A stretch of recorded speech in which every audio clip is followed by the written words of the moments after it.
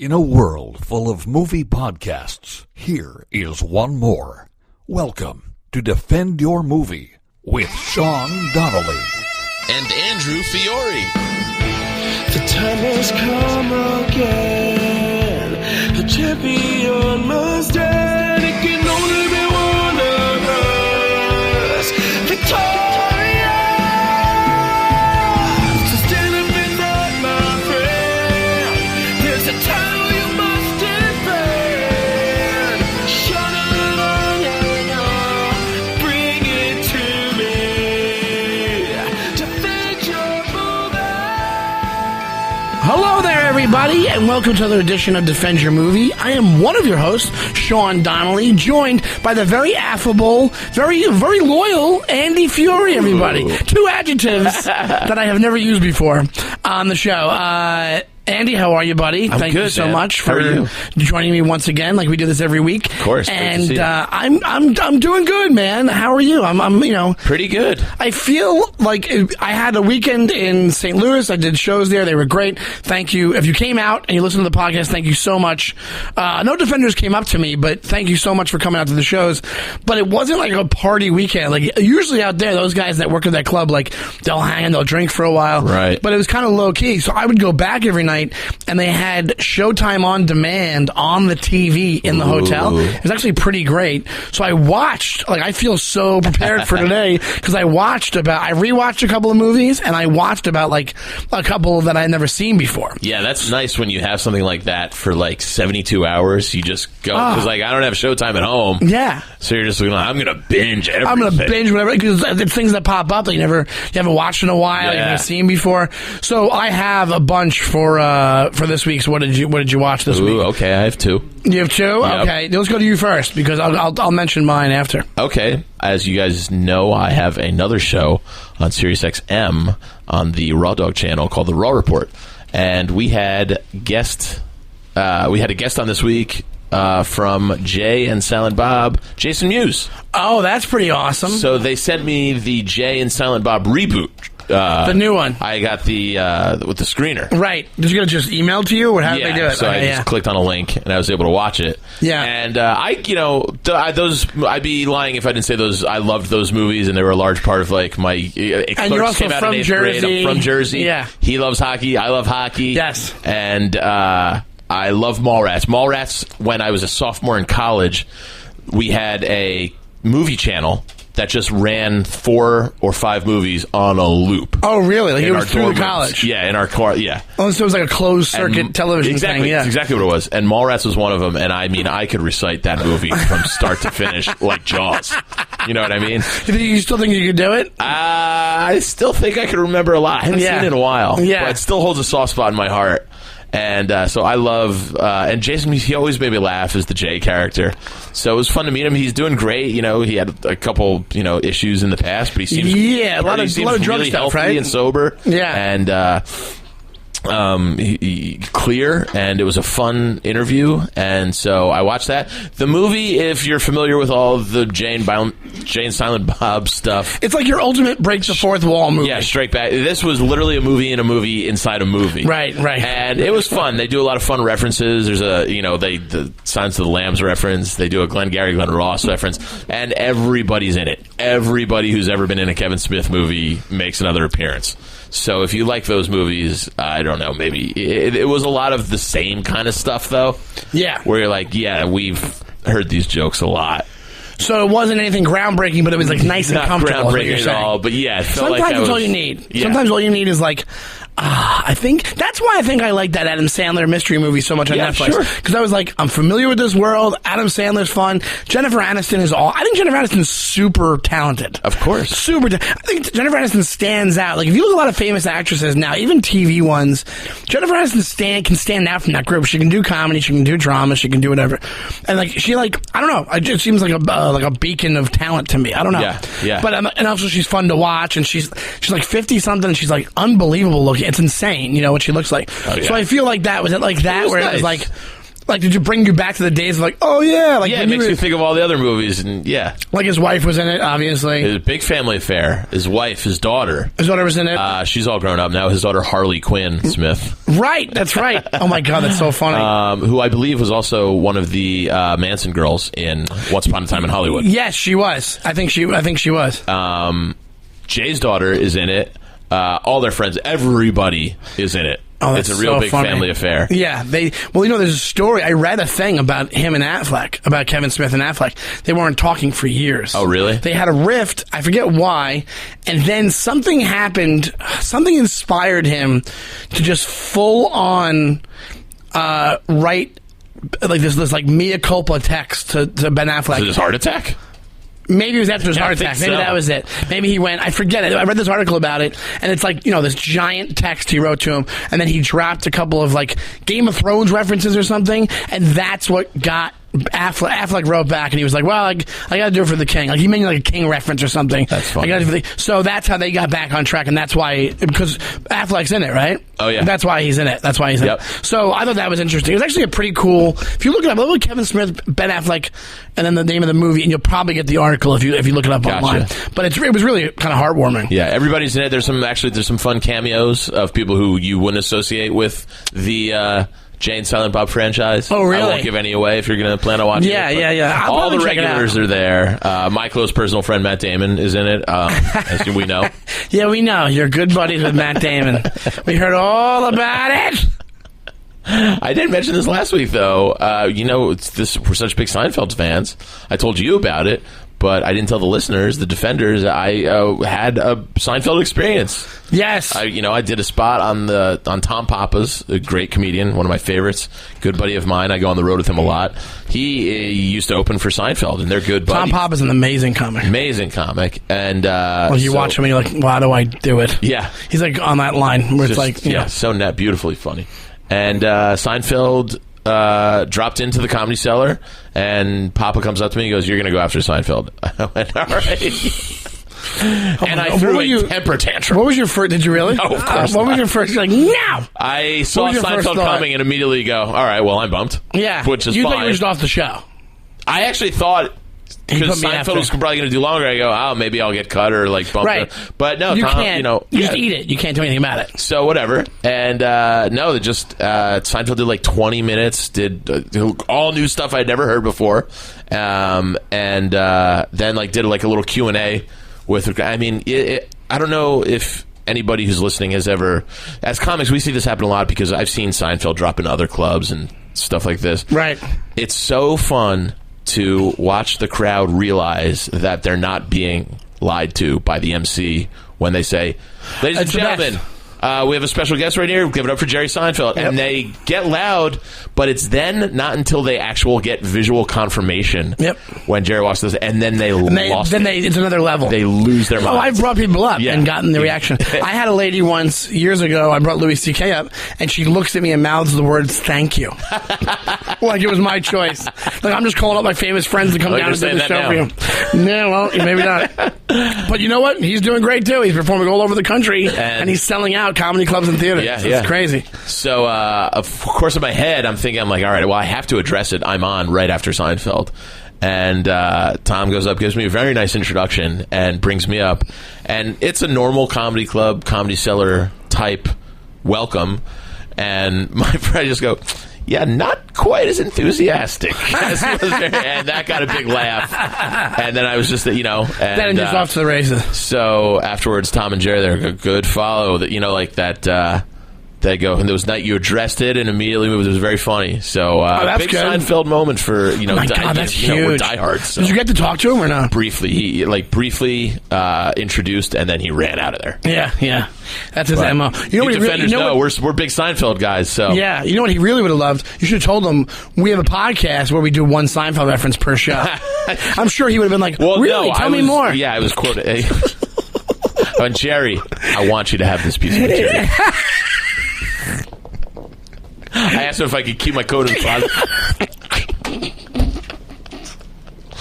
Even my mom said that. My mom was like, "Did you ask for a picture?" I go, "I would never. I would never." He probably would say no. Yeah. Not only that, it's a known thing. I would Even never, I wanted to so bad. He was at the cellar one time, the McDougal one, and he was hanging out with Ryan Hamilton, and I remember being like, I want to so badly, but I'm not going to do it. No, unwritten You just rule. don't do it. So that was cool. And then That's amazing. last 2 nights ago, I was just sitting at home, and I had this on my DVR forever. And I was kind of feeling like, kind of a little battling cold. I feel good today, though. But I was just taking it easy, and I watched, and you might be surprised, I have never seen From Dusk Till Dawn.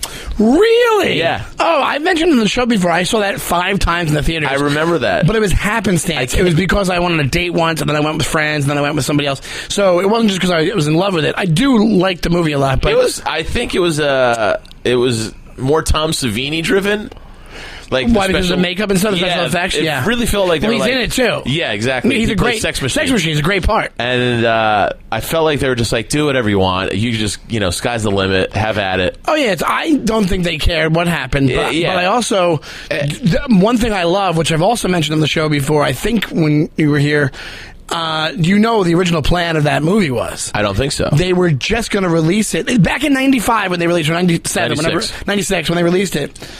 They were going to just release it as like an on-the-road bank robber. We're trying to escape kind of movie to get to Mexico kind of movie. So all the promo for it was just going to look what the movie was just Clooney and Tarantino on, like, that was it. It was just them escaping the cops on the way to Mexico. So no vampire mentions in the promo, in commercials, in radio, nothing. And then when you got there, the first week the movie comes out, the big reveal was going to be like, it turns into a vampire movie. Gotcha. But I don't know why they didn't do that. I think it was just too hard to do it, or something got spoiled before it came out, or something happened. Right. But I would have loved it even more if I would have gone, and then out of nowhere it just turns into what that is. Because for the first, 30 minutes or 40, 40 minutes. The whole thing before they even get to... So what did you think overall? It's fine.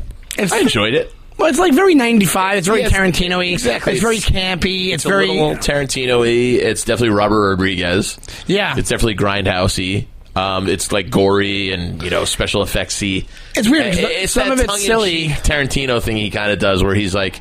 he's got Shaft in there. I can't remember the guy's name. Robert Roundtree or whatever his name is. Is that his name, Richard Roundtree or something like that? That might be it. Yeah, and then he's got Tom Savini and then young Juliette Lewis, who you realize is... I always, in my head, made her older than I thought she was. But no, she's old. She's older than that. It's 96. No, she's probably like 25, 23. She's still pretty young in her career. Yeah. And it was fine. I honestly thought Harvey Keitel was Stephen Root for the first 10 minutes of the movie. Because he doesn't really do his normal Harvey Keitel. He's kind of soft spoken in it. Yeah. Stephen Root. Pan shot. So overall, I also watched it. It was fun. This is also a thing when timing affects it, because when I saw it, I was at my peak Tarantino love and my wanting to be Tarantino in the worst way, a movie director. Like I was like 18, whatever. It was like when we were like, you must have been 17 at the time, whatever it is. Yeah, that one, it just eluded me for whatever reason back in high school. I don't know. That happens to me. There's a lot of movies I haven't seen that I probably should have. But, Air Force One, I never saw that. I never saw Air Force One. Oh, yeah, I saw that in the theater. But From Dusk Till Dawn, I think it's good tongue in cheek. It's kind of actually weird because it's tongue in cheek at scenes, and then he rapes and kills the bank teller. It's really dark. There's some odd parts. One of the other ones I have, it was when Selma Hayek first does her very sexy dance. Yeah, and pours tequila down her leg, off her foot, into Quentin Tarantino's mouth. I'm like, you wrote that just for that. I'm sure he did. He has a foot fetish. It's a total. I guarantee. And then it makes you think about Once Upon a Time in Hollywood. You go, this motherfucker has a thing for feet. I mean, he is sucking tequila off her toes. Oh, absolutely. Should we get to the ones that I watched? Absolutely. Okay, so I watched one of the ones I never saw before. I watched Molly's Game. Have you seen it? I don't think so. But it's Aaron Sorkin written and maybe even directed. No, I don't think he directed it. It's got Jessica Chastain in it. Idris Elba plays a lawyer. He's awesome in it. He's Really, really I great. have not seen Molly's Game. It's about this woman who is like a moguls, like a almost Olympic champion in moguls. Like she qualified or almost qualified, but had this freak accident. I think it's based on a true story. It is. Yeah, and so then what happens is she kind of doesn't know what to do. Kevin Costner plays her like overbearing, like really like overbearing father, like, you know, kind of pushing her like really hard. So she's just like this machine. Like the narrating is so Aaron Sorkin, but it's just like it gives you an idea of what type of person she I'm is. starting to remember. Yeah. Did you see it? No, but I remember when it came out. Yeah. And everybody told me how good it was. It was good. Okay. One of the best things about it, I think, is Idris Elba. He plays the lawyer, and I think he's great. really, really good in it. Cool. He's like, one of my favorites. So I watched that. I enjoyed that. I stayed all the way through on it, which is good. And then, because she gets involved in, like, that's not even a quarter of the movie. She gets involved in poker room, like setting up her own poker game, and then that's what it's about. It's about her trial right. and how she's getting fucked by the government because whatever. Like, it's a whole big thing. Okay. It's just one of those things you're watching. It's like Jobs when you watch like anything else Aaron Sorkin, where you're like, Gotcha. the whole movie is in the script. The So whole recommended? movie. Recommended. Yeah, All right. definitely worth for the acting and for the writing. Absolutely. All right. And then I rewatched The Italian Job, which a lot of people have opinions about. It's a remake with Mark Wahlberg, Mos Def, Seth Green, Jason Statham. Great. It's an unbelievable cast. Donald Sutherland is in it, and then Charlize Theron. Yeah, didn't love it. I knew you didn't like that movie. I didn't love the pacing. What do you mean you didn't love the pacing? What do you mean I didn't love the pacing? That's I nothing thought it to was read into there. pretty succinct movie. It was pretty 1, 2, 3. Ba ba ba. We get. If you haven't seen it, don't listen to the next 10 minutes, 5 minutes of the podcast. I'm not talking about this for 5 minutes. Not 5 minutes. 2 minutes, whatever. So it's like they get screwed over by one of their guys. Yeah. Then then right away they're back in L.A. They like it cuts right to Mark Wahlberg and then he kills Sutherland, who is Charlize Theron's father. Yeah. Then the next scene is him being 5 years later. He's like, we found him. We're gonna rob him. And then it goes right into like the setup, and it's a great Ocean's 11 style. That was just what I was gonna say. You always have to live up to those big heist ensemble cast movies. They do a pretty good such a high job. bar. It just wasn't for me. And it's just like it's a lesser cast to Ocean's 11, and it's just, I don't think it's as fun of a heist. Wait, look at what year it came out. Was it a response to Ocean's 11? Might have been. It might have been without me realizing it, because it was a remake. Stand by, gang, while I look this up. So then I watched that, and I rewatched 2003. So yeah. It was, because I think Ocean's 11 was 01 or 02. Yeah, it was like 01. 01 was the Ocean's 11. The other thing I rewatched, Baby Driver. Oh, what'd you think? Well, it's weird. I don't know why I rewatched it, because I got to be honest, I was disappointed the first time I saw it. But there's parts of it that I like. I never saw the beginning of it. That's why I rewatched it. And the opening scene. You know what got me to watch it again? Because I saw it on the Showtime thing at the hotel. And you right? I have a scratch on my back I can't get to. What are you, Jackie Gleason? What are you doing? He's like rubbing your back, very animated, rubbing your back. So what happens is when it was on the Showtime thing, but also one of the things I love that pops up in my Facebook videos, this page to screen thing. I mean, so like it's really cool. Script to screen videos they have on Facebook and YouTube. It's a whole series. They did one for the opening. I don't know. There's just a bunch of descriptions, but it was for the opening getaway scene from that movie from Baby Driver. That's the coolest scene in the whole movie. I liked it originally. I can see why you would go back and watch it again, especially if you didn't see the beginning. Yeah. Jamie Foxx, that's the reason I don't like it. I think he annoys the crap out of me in that movie. Agreed. I think that the character's way too overly aggressive. It's not. Everybody's a caricature of like what somebody in that life would be. Not everybody, but like he is. Yeah. He kind of like, and also I was talking to somebody about this the other day. I think where I was working with. I was with another comic I was working with in St. Louis. John Hamm stinks. John Hamm, that stinks. The guy. I don't even remember him in the movie. John Hamm. There you go. There's reasoning right there. He plays the guy. He's with that girl. They're in love, and then at the end he becomes the big villain because he gets the girlfriend killed or whatever it is. Yeah, he's miscast a lot. He's miscast a lot, but is he miscast a lot, or is the only thing he can do is like Don Draper? Maybe because he is not right for the town. No, he's not right at all for the town. What? You got a weird haircut, and like, what are we doing here with this guy? And you're like supposed to be like this hardened, like James Coburn type of like I'm chasing you down kind of thing, and he's not. He's just kind of a pussy, and and also like even in Bridesmaids, you don't even buy him as a government entity. Like you don't even buy him like even he has that scene with Blake Lively in The Town where he's going, "Listen, I want to help you. Do yourself a favor." Like I could act that scene better. Like the way he acts it is like very milquetoast and very mediocre. And I actually like him a lot. I think he's awesome as Don Draper. And it's one of those you might not have.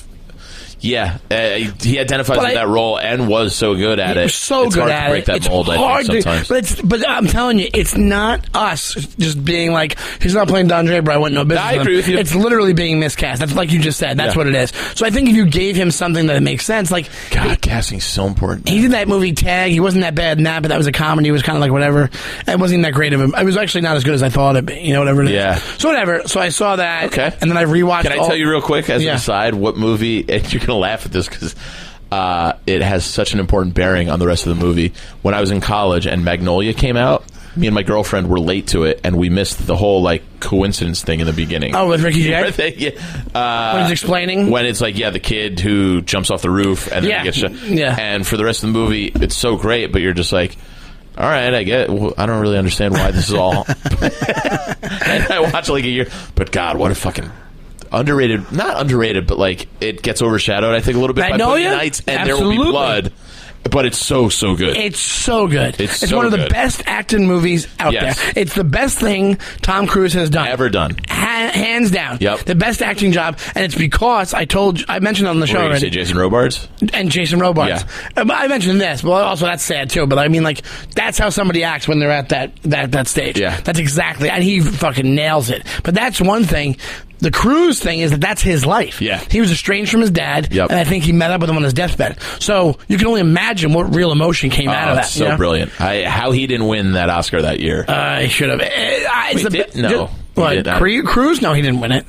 But it's one of those things where it's like, if you're going to give Cruise an Oscar for anything, that's it. He gets the best acting out of unlikely places for people. Yeah. Like Sandler in Punch Drunk Love is amazing because for some reason, he's writing it for them and he sees what their vulnerability is, I think, and then he cuts right into that. There's a part because like Sandler has all those sisters, and there's the part where like, remember we used to call you gay boy, like making fun of him, and he's just like boiling, and he just kicks the window and it breaks, and they're like, what the hell's your problem? But it's like a perfect, like it's like a fever pitch of like, it's really, really good, and he's a weirdo in it, but it's like, you get it, it's relatable, it's awesome. Terrible movie. Well, I've never even seen it. I won't watch it. Yeah.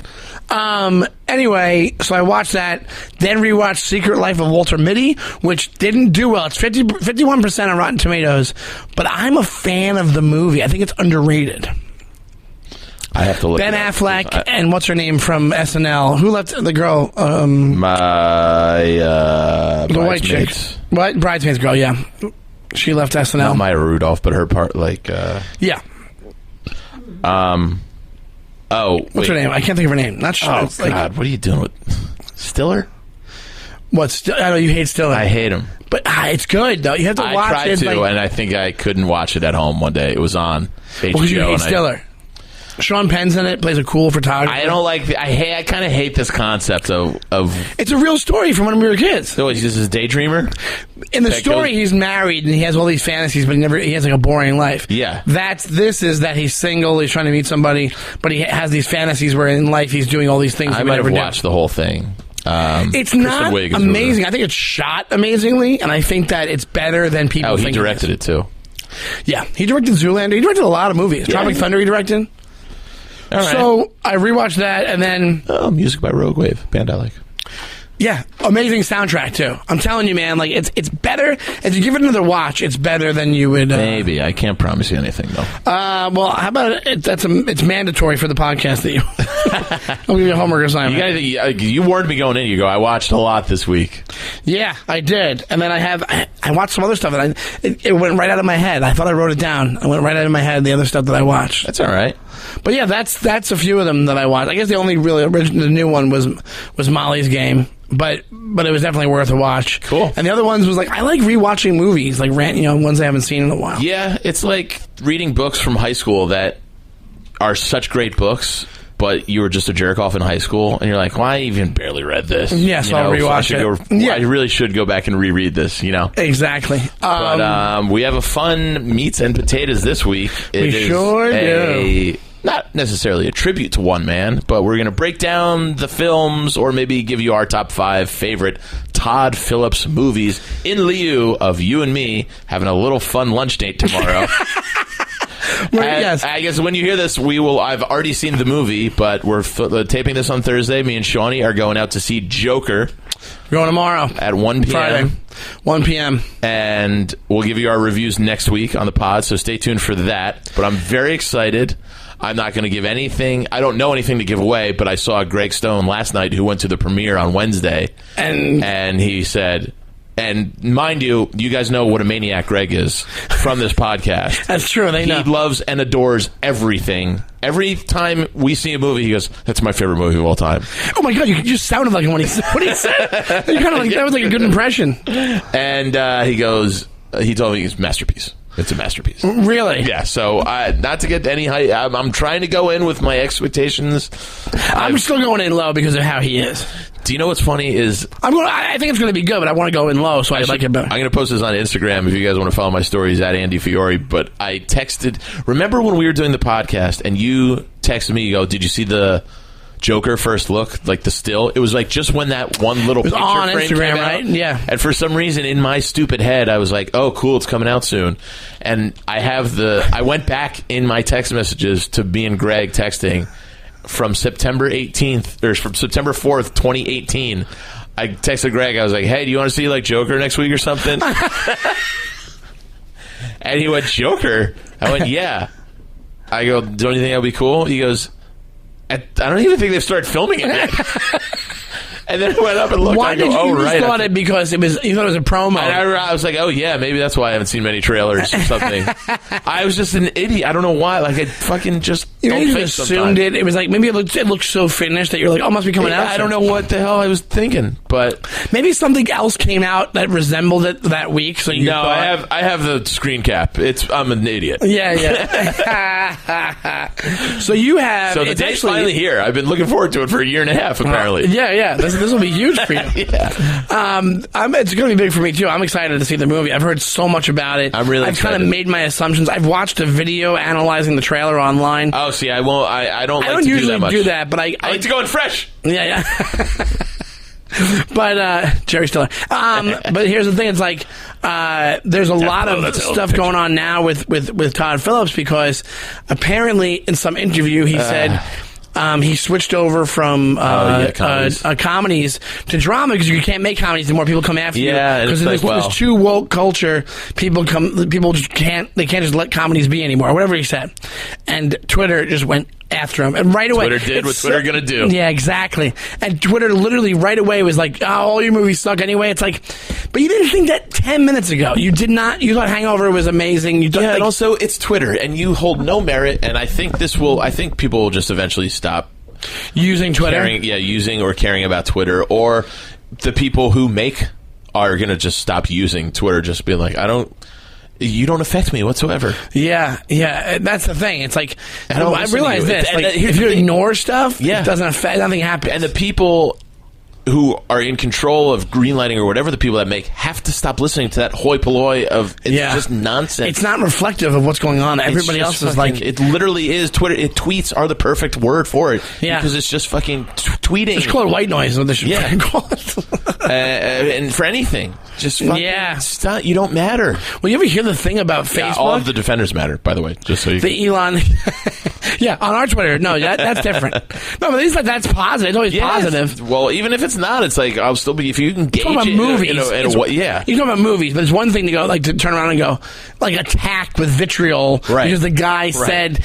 It's one of those things. I hope your parents die. Do you really think Todd Phillips is going to say that if he made a complete career shift because of it? Like, he's not just saying it willy-nilly because he wants to tell offensive jokes. He literally was getting fallback for silly, stupid comedy shit. Yeah. That's actually happening. Right. That's why he went into this other side of the business. Not other side, it's just doing another movie. And I'm really excited to see what he does.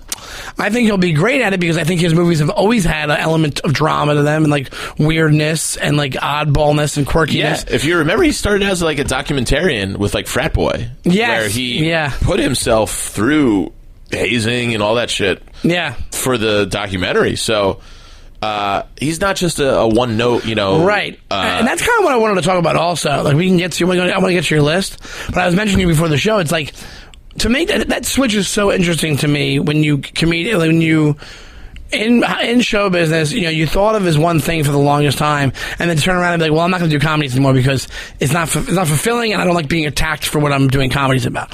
So then you're literally switching over to dramas, and you're like knocking it out of the park. But it's like one of those things where like, why aren't more comedies taken more seriously if they're done and if they're made well and they're technically made well? Like I mentioned a couple of you from back in the day, that if they were made today, they would be more on the drama side of things. Here's a guy I think who did it right, who didn't make any sort of big deal about it. Adam McKay. Well, he did a full-on switch, though. He did do a switch. But but here's the thing: I don't think there's a need to go. Yeah, you just can't do that kind of movie anymore, so I'm not going to. It's like he just did what he wanted to do, made these amazing, hilarious, classic comedies with Will Ferrell, and then they disbanded their company for The Big Short. Yeah, like right, exactly. Takes a serious turn. Vice with an element of comedy, a little element, but it's because it's his movie. So now I guarantee you he has his reasoning for it. And to be honest, Todd Phillips, it's not his first drama. He made like War Dogs or something a couple years ago. Yeah, but was not even. I wouldn't consider that a drama. But whatever. But I'm just saying that. What I'm saying is that he made the switch. And then he was asked about it. Like, it's not like he made an announcement, I'm switching because I can't do comedy. Yeah, so right. He's doing promo for this movie, and they go, well, why'd you switch? And then he goes, well, this is the real honest reason. If you ask Adam McKay... True. It's like, you put into a corner. You put everything... You got to read everything in context. Exactly. You can't just go, hear one sound clip and go, that's his life motto. Yeah. And that's what he lives by. It's like, you need no, more he's than answering one a question. It's all he's doing. So, but what I find interesting is, like, there's a lot of comedies that were made by, like... They're made in the way they're shot, and they would be like semi-dramas. Like you look at Groundhog Day. They say Groundhog Day came out today. And those are my favorite kind of movies. Same here, because there's comedy in life. Absolutely. Yeah. That's why when I watch, I keep bringing up this movie. I don't know why. The mystery movie on Netflix. It's a straight up like silly family comedy. Like it's pretty family-ish. You fucking love this. Goodness, I wrote this up all the time. Paid by the mention. One of the things that was great about it... the 10th time in 3 weeks. It's a mystery to me why you love this fucking murderman. One of the things that they... You're right. I don't know why I keep going back to it. You know what it is? Because I'm getting to the point now where when it comes to comedy, I appreciate cleaner comics because it's hard. I realize how hard it is to do. Come on. I do. I think it's so much non-cheesy, clean comics like Nate Bargatze or like Ryan Hamilton. You know how hard that is to do and actually not label yourself like I'm Billy the Christian. Right. I'm going to all the churches. Oh God. I'm not doing that. Just doing material that happens to be clean, but it's just killer. Do you know how hard that is to do? Hard. So I'm thinking that with like when it comes to movies now, I'm like, the mystery movie. I'm like, it was just like cool family type movie. All right, I won't mention that. But like even that movie Brooklyn, that was if you watch Brooklyn, that movie that came out a few years ago. I felt like one of the boys. If you guys know what's going on, visual. I just saw one of Andy's balls. His jeans. Not on purpose. Not on purpose. No. Dude, can I tell you what happened? I'm low. I'm back to. I wore boxers today, and I'm normally like a boxer brief guy, but I need to do laundry, so I went back to the boxers. And this boxers just have like a hole in the fucking crotch, and so do these jeans. And that just was the perfect storm right there of one of the boys escaping. It was a slip jailbreak. Yeah. I was not expecting that. I was not. I just looked down and I'm like, sit with my legs crossed. I'm like, did he sit in peach gum?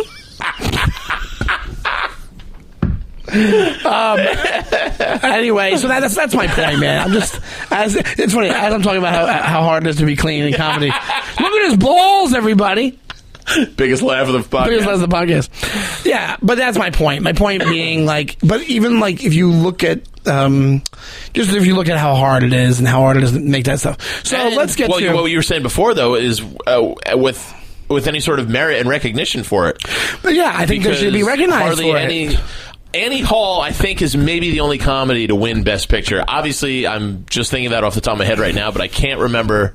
And I'm not going back into like the 20s, 30s, right, 40s. Like really. The Fair to Remember or something. Yeah. I think there's other ones not that a have comedy at all. The Fair to Remember.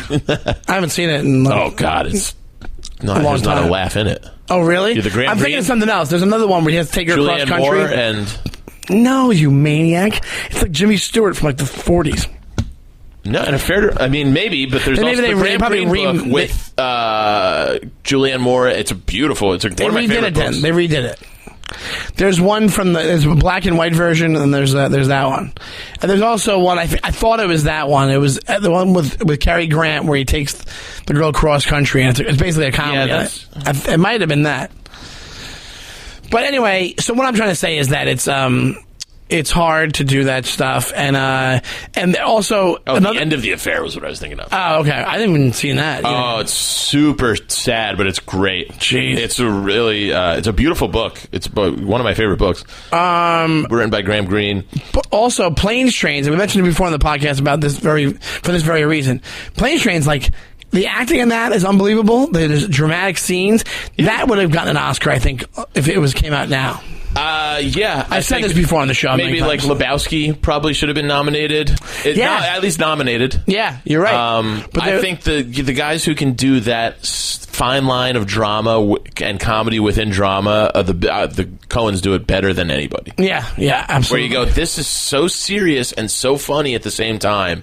It's really just masterpieces. So let me see. What's your list of Todd Phillips? All right. Well, it starts. I'll see if I agree or disagree. You don't realize he doesn't have a ton of movies. No, he doesn't. That he's been a part of. The bottom three are like Hangover 1, 2, and 3. And I don't even know if I can put. Well, here's the thing. Larry Charles directed Borat, but Todd Phillips produced it, or that would have been really higher up on my list. Yeah, because it's so fucking funny. Yeah, it's insanely funny, and it still holds up. Like I watched it recently, it was just falling off the couch in laughter. It's just amazing that they pulled it off, and for 2 movies. Yeah. So it's an outlier on my list purely because he didn't direct it, but I had to find a 5th one for my number 5 pick because I don't even really love this movie or even like it that much, but it's Starsky and Hutch. Starsky and Hutch? Yeah, when it came out, it was like, oh, cool. I like Todd Phillips. I like Owen Wilson. Ben Stiller doesn't, whatever. Snoop's in it. It actually does have like that whole do it. Well, that got me when I first saw it. Do it. Everybody was Ben saying Stiller, that for right? a while. Yeah, you're right. And there's some funny scenes. Juliette Lewis, speaking of which, is in it again. But yeah, it's all right. That's your number 5. That's my. Yeah, but we have funny people. Owen Wilson, I love. I think, and he's really good in it. It's an enjoyable watch. Yeah, I know you, asshole. What's your number 4? My number 4 is a little documentary called Bittersweet Motel. Really? And I know this was going to be not on your radar. Todd Phillips in the fall of summer '96, fall of '97, followed my favorite band and yours, Fish Around. Oh, right, okay. And it's a really cool documentary. It's a good music documentary. Sometimes it comes across as like you're like, oh, those are my guys. You know, like Trey kind of looks like an asshole in a few Really? scenes. But I've heard later from the band wasn't like thrilled with like what behind the scenes footage they used or Todd Phillips used, because a few of them they come off like dicks, or one of them, so it's like I know so much about the band, you're like, yeah, that's a little inaccurate, but there's great live music scenes and it's a really fun fan documentary. But I think he didn't like them and didn't like the scene, so kind of used that as a way to. So he was almost like trying to be a dick. I've heard the band doesn't like the way the movie came out or was edited, but it did give me. Well, if it makes them look like assholes, that's why. But it did give me one of my favorite movie posters of all time. Speaking of Seinfeld, that's what they said about the Seinfeld documentary. Comedian. That Orny Adams was mad about. He goes, it's editing. It's like, no, it's not editing. Exactly. Yeah. But it gave me. I have this framed in my apartment. It's one of my favorite movie posters of all time. Is that the movie? That's the movie poster. Fish, Bittersweet Motel. It's funny they put Fish way bigger than Bittersweet Motel. Well, Bittersweet Motel is a song that they have. So Yeah. that's just kind of the title that they use. No, but I'm saying it's a movie poster. You think the name of the movie? No, because it's about the band. You put the band ahead of the Last Waltz. You know what I mean? You put No, you don't. They don't. Start Look Making at Sense. the Les Waltz. All right, poster. well, it's a cool movie poster, and I have it framed. That's my point. No, it's a cool poster. I'm not saying Staring at my nuts. Number 3, you might not have put this low, but I have my 2 others that I like ahead of this. And I debated whether to put this at 2 or 3, but it's The Hangover. You put it at 3? I put it at 3, baby. Why is that? Well, I love it. I think it's a very funny movie. It's got high rewatchability. Yeah. I think it probably passes my flip test. And I love absolutely. the cast in it. But you kind of know what happened. Once you've seen it, and it's the big reveal at the end, it's still fun. It's got the funniest closing credits of all time. But my number 2, Road Trip, I like better. I think it's a funnier movie. Road Trip versus Hangover? I love Road Trip. Road Trip is very, very underrated to me. And what's your number 1? Old School. Oh my God! Yeah. Why did I? yeah. I didn't even think of putting Old School. And like I said, 2 and 3 were, kind of a really tight race. I would have been. This is my 5. I would have been Old School. Old School would have been number 1. Number 2 would have been Hangover. Number 3 would have been Road Trip. And then 4 and 5, I don't know. Let me Road see. Trip's a really funny movie. You're right. And it's a really well. Todd Barry's in it. You know what's so funny? I did an audition the other day for a voiceover thing. Remember the scene at the end when they try to bully the kid at the college, and he's like, and he hops over the counter, and he's a wrestler, and he's like, "Let's go, Marys." Yep. That guy, that actor. I looked at this guy. I go, "That's got to be the guy." I go, "Were you in Road Trip?" He goes, "Yeah." How do you know that? I'm like, "You're the guy. You're the wrestler from the thing." I would say. Absolutely. Old School. Why did I forget about Old School? It's the best of his work. Everybody's so funny in it. Will Ferrell really shot him into superstardom. I'll say right now, War Dogs, I will put as my number 4. Okay. War Dogs is fun. And then the Joker is number 5 because I haven't seen it yet. I feel like the Joker is going to climb. Well, we'll review these lists next week after we've seen Joker. The War Dogs, I'll tell you right now, I forgot that it's not a comedy. It's got funny scenes in it, but it's supposed to be lighter. like... But yeah, it's a lighter drama, but then it gets really heavy at the end. Well, not heavy. I enjoyed it. Heavier. But Jonah Hill is... like so good. I'm a Jonah Hill fan. Jonah Hill in Road Dog and War Dogs is like big. He got big in War Dogs, but it kind of works for the character. Yeah, but I think he just got big. And then hands down. Oh, I never saw Due Date. That was him. That's Todd Phillips' Due Date. They lump those in with produced / Oh, I see. Okay. Yeah, you're right. Okay, he produced it. Well, I'm glad you did your research for the podcast. I'm sorry. Hey, I watched a lot of other stuff. You were distracted.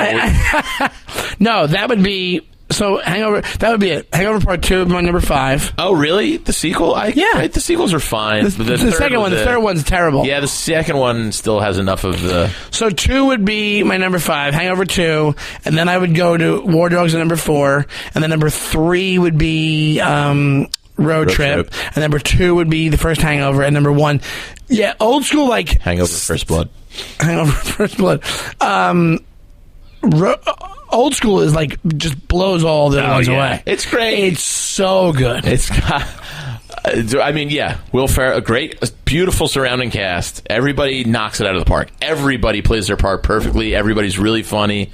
Vince Vaughn is great. It's classic Vince Vaughn. It's also classic Will Ferrell. An original plot. It's almost like taking idea. Animal House and turning it on its head a little bit. There's boobies. There's college fun. There's debauchery, but there's also really smart and funny jokes. And at one point he goes, If I get out of college, I'm going to have to work at Taco Bell. He goes, I have to work at Pizza Hut. He goes, you work at Pizza Hut now? He goes, yeah, but it's part-time, dick. I remember hearing that first. I've laughed my ass off. Nice doll, Frank. Yeah, thanks. She's okay. Piven. I mean, how long? Everybody was. Piven plays a great bad guy. Little crossover from Wes Anderson. The girl from Rushmore's in it. Yeah. She kind of plays the same character. Not Margaret Yang, but I know what a bribe is.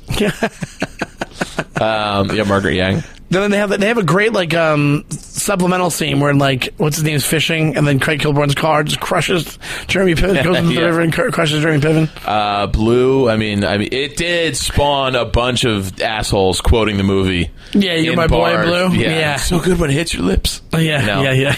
But it's really funny. And the scene, the Home Depot scene. Oh no, what's the one where he goes? What do you got? He's explaining. Good nice little Saturday. We're going to. I don't know if I'll have time. It's a really, that shot him into the comedy gods. That's the thing. But here's the thing, and well deserved too, because I can't look at Will Ferrell and not laugh. If you think the more I think about what he said about woke culture, quote unquote, right? Is there a chance he's just saying that because? Yeah, it's probably he didn't want to do comedies anymore for making the movies that he typically likes to make. He likes to make raunchy movies with nudity. Yeah, I guess that would be it. Because think about it, there's nothing really in old school that would be now people are oh shit. There's nothing racial. There's nothing.